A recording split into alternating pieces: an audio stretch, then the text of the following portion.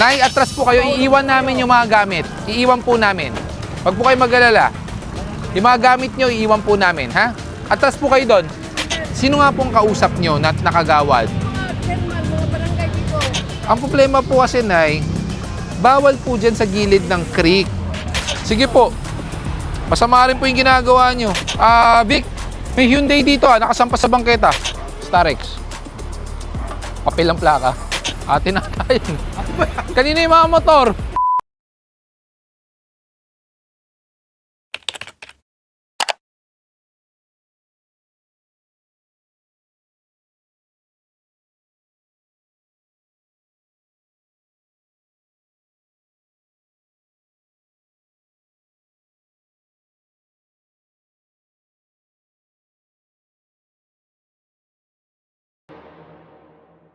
Nay, atras po kayo. Iiwan namin yung mga gamit. Iiwan po namin. Huwag po kayo mag-alala.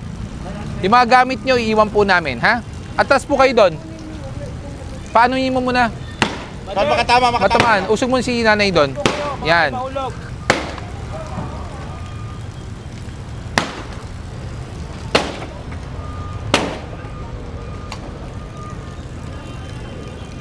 Wala bang ano?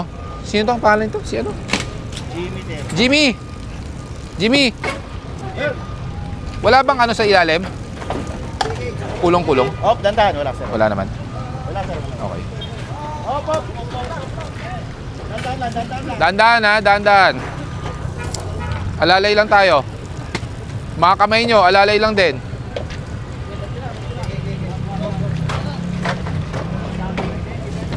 Tanggalin mo yung lutuan. Gibayin nyo na lang.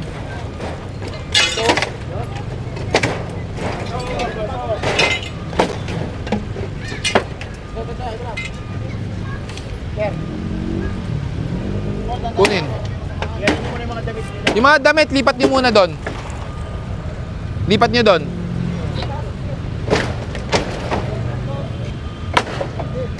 Ano na, teka lang. Skog, doon nyo ayusin, Sige na, pwede na isang pa yan. Sampan nyo na lang, bakal din. Hindi, ililipat po namin doon.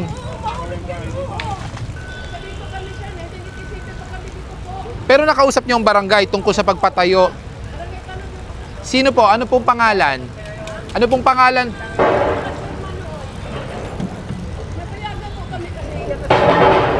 Halika, Nay. Sino pong kagawad ang kausap nyo? Kasi para malaman natin, bakit kayo nabigyan ng permiso na unang-una, Permit kami sir galing sa barangay hindi, yun nga, permit magnegosyo. Ang problema, nakalagay po sa permit, hindi po kung saan lang ang pwedeng paglagyan. May tamang pwesto. Isipin pa kami dito sir. Sino nga pong kausap nyo na nakagawad? Mga chairman, mga barangay dito. So kausap nyo po si Chairman Si Angel. yung chairman? Opo, Pumayag po siya. pumayag naman. Pinayagan niya kahit may gasol dyan. Barangay namin dito, pinapalitan niya. Siya nanalo kasi. So pinayagan po kayo ni Chairwoman. Opo, pinayagan naman kami. Sinabi niya pwede kayo maglagay dyan. Tapos pwede po kayo magluto. Ano kami dito sir nagluluto Alam niyo po bang delikado ang gasol sa tabi ng gas station? Nagluto, doon kami sa bahay magluto. Dali namin dito. Pero andyan po yung gasol nyo Hindi, mga initubig lang yan. Kaya nga, bawal po ang gasol sa tabi po ng gas station kasi pag nagkaroon po ng aberya, pag yan sumabog, pati itong Petron, damay po. Hindi naman yan, tagal-tagal na kami dito. Ngayon lang nangyari po So first time, Panginoon naman tayo sir, huwag kayong magano kasi may Panginoon wala tayo. wala pong ano man. Ako dito, tapos pwede nyo kukunin. Binabanggit Hindi po kayo binabanggit nung matanda dito, kausap ka daw niya. Grabe naman ninyo. Yung ano po, O sabi niya, pinayagan mo daw. Tapos kausap daw niya yung mga kagawad mo. grabe naman ninyo. Parang wala kayong puso. Sige. Pero tinanggal ko na. Kausap ko po ang barangay ngayon. Wala po sila pinapayagan dyan at sila nga daw po nagpapatanggal sa inyo. Yung buong barangay po. So kung sino mang kagawad po kausap nyo, baka hindi po Yung mga dati, hindi man ganyan katulad sa kanya. Ang problema po kasi, Nay, bawal po dyan sa gilid ng creek. Sana maintindihan nyo, kung maghanap buhay kayo, makiusap kayo sa barangay, bigyan kayo ng pwesto. Kasi po, Kaya sila papayag eh. papayag po yan as long as may permit. Kasi hindi kami kasi kami nagbubuto sa kanya. Kaya ganyan ang ano niya sa amin. Wag na natin ano yung boto-boto. Wala po sa botohan yan. Ang question, Sa barangay nung chairman, hindi naman ganun sa kanya eh. baka dati po walang gasol dyan. Mayroon kasol yan. Alam niyo po ba ang gasol pag naanuhan ng sigarilyo, pag yan pumutok, pati petron puputok. Hindi naman mangyari yun kasi kung may kasol yan, pinapatay namin yung ano eh. Ang aksidente, hindi po natin nalalaman kung kailan mangyayari, Nay. Naman, Lumapit po kayo sa barangay, kausapin niyo po si Kap. hindi na. Baka matulungan po kayo. Yung nakaano sa amin, hindi na.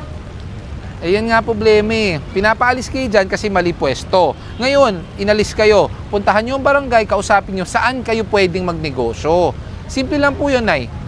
Tutulungan naman po kayo ni Kap. Lapitan nyo. Sa araw-araw ng pagkain sa amin. Mga apo ko nag-aaral. Hindi po pwedeng responsibilidad ng barangay yun. Kaya napatanggal dito eh. Kaya nga pumunta kayo sa kanya. Bakit pupunta ako? Ayaw na. Hindi naman magkano yan. May isa sa inyo yung pumatay sa inyo. Inuluhot ko kayo yung nangyari sa akin. Sige po. Masama rin po yung ginagawa nyo. Yung inaanoan nyo yung mga yung ibang tao na sana may masamang mangyari. Masama po yun, Nay. Yung ano ko dito, kinukuha niya sa loob pala nga yun. Kinukuha ko pa sa labas ko yun. Ang masasabi ko lang, lapitan nyo si Kap para matulungan kayo. Yun lang po. Willing naman po siyang tumulong kung lalapit po kayo. Baka may fire hydrant. Alam ko may fire hydrant dyan eh. Meron nga, meron. For Aces, ang tagal niyan. Okay na? Sige. Vic, may Hyundai dito nakasampas sa bangketa. Ayun na, may driver. Vic, Andaan. dito sa bungad ng fort. Kaya tropa, yung sa may port daw. Tangkeon. May balikan doon sila boss. May titikitan daw doon, dalawa. Bravo 1, Tango 01. Tango 1, go. Tayo kaliwa. Kakasya, ba't yung sa gilid dinaan? Dapat sa likod.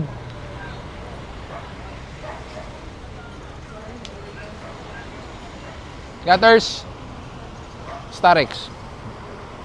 Papel ang plaka. Ayan o, approaching. Harap likod eh. Harap likod. Ano yung fake? Oo. Harap likod? Ano sir? Anong finding? Gamit yung uno. Nawawala daw ang plaka. Eh di dapat MP5.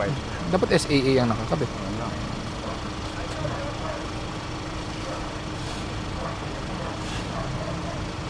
At baka butil pa kayo. Gamit daw. Expired pa. Expired eh. Vic, nasaan kayo? Tapos na kami dito sa fort. Nasa third summit, may pinapataw kami rito. Pakihanap nga yung isang tulay dyan na may vendors na naman. May sinasabi si Kap eh. Boss, nandun sa may creek eh. Pinuntahan na doon ng tropa eh. Kaya nga. Fort. Nasaan ang fort? Atin na tayo. Kanina yung mga motor.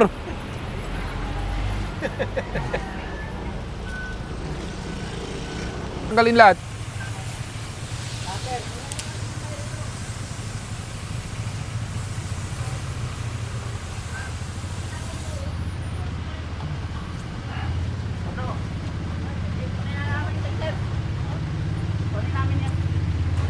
Yung mga sinampay, bigay nyo na.